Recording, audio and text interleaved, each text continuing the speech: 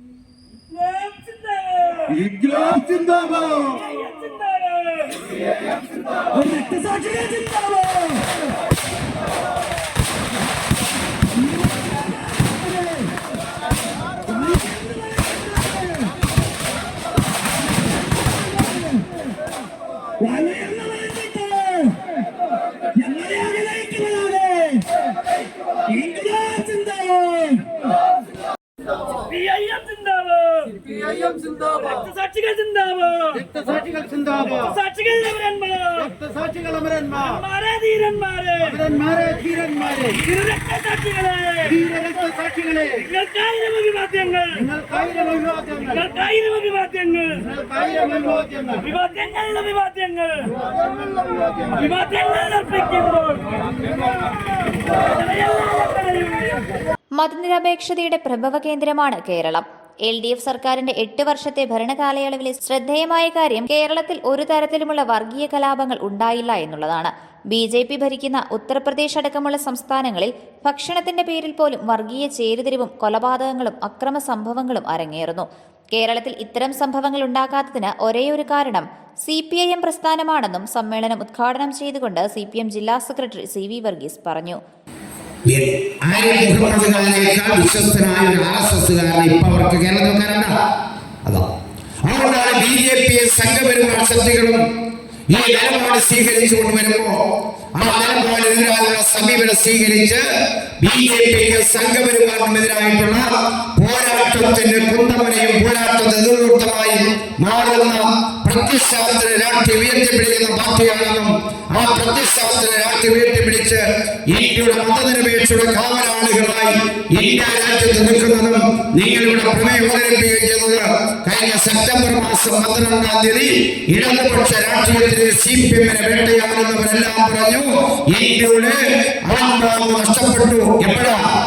September മാസം 12-ാം തീയതി CPIM-ന്റെ general സെക്രട്ടറിയായ സഖാവ് സീതാറാം യെച്ചൂരി മരിച്ചപ്പോ രാഹുൽ ഗാന്ധി പറഞ്ഞു ഇന്ത്യയുടെ മതനിരപേക്ഷയുടെ ആത്മാവ് ആരാണ്? ഇന്ത്യയുടെ മതനിരപേക്ഷ ആത്മാവ് കമ്മ്യൂണിസ്റ്റുകാരനാണ്.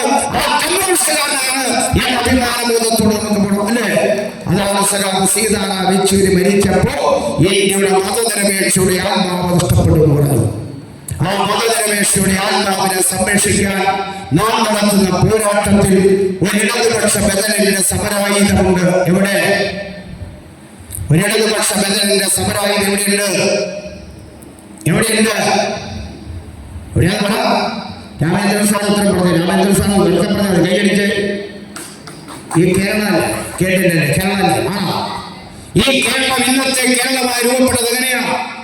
1920-ൽ കമ്മ്യൂണിസ്റ്റ് പാർട്ടി രൂപപ്പെട്ടതിന് ശേഷം 1936-35-ൽ കോഴിക്കോട് ജില്ലയിൽ പൊതുസമ്മേളനത്തിൽ CPIM Kattappana area secretary VR Saji, area committee അംഗങ്ങളായ Mathew George, MC Biju, Tommy George, KN Binu, Ponnamma Sugathan, KP Sumod, KN Vineesh Kumar, Lijobi Baby, Faisal Jafar, Joy George, PB Shaji, local സെക്രട്ടറിമാരായ CR മുരളി, TGM രാജു, നഗരസഭാ കൗൺസിലർമാരായ സുധർമ്മ മോഹനൻ, ഷജി തങ്കച്ചൻ, ലോക്കൽ കമ്മിറ്റി അംഗം MB ഹാരി തുടങ്ങിയവർ പങ്കെടുത്തു. Idukki live news Kattappana. Idukki live വാർത്തകൾ നിങ്ങൾക്കായി അവതരിപ്പിച്ചത് കട്ടപ്പനയിലെ ആദ്യത്തെ supermed store Capsule pharma, Cheruvally building, Idukki കവല. എല്ലാ മരുന്നുകൾക്കും 10 മുതൽ 60% വരെ വിലക്കുറവ്. ബേബി കെയർ, പെറ്റ് കെയർ എന്നിവയ്ക്കായി പ്രത്യേക വിഭാഗം. കോസ്മെറ്റിക്സുകളുടെ വിപുലമായ ശേഖരം. ഹോം ഡെലിവറി സൗകര്യം, വിശാലമായ പാർക്കിംഗ് ഏരിയ. ഇനി മരുന്നുകളെല്ലാം കുറഞ്ഞ വിലയിൽ.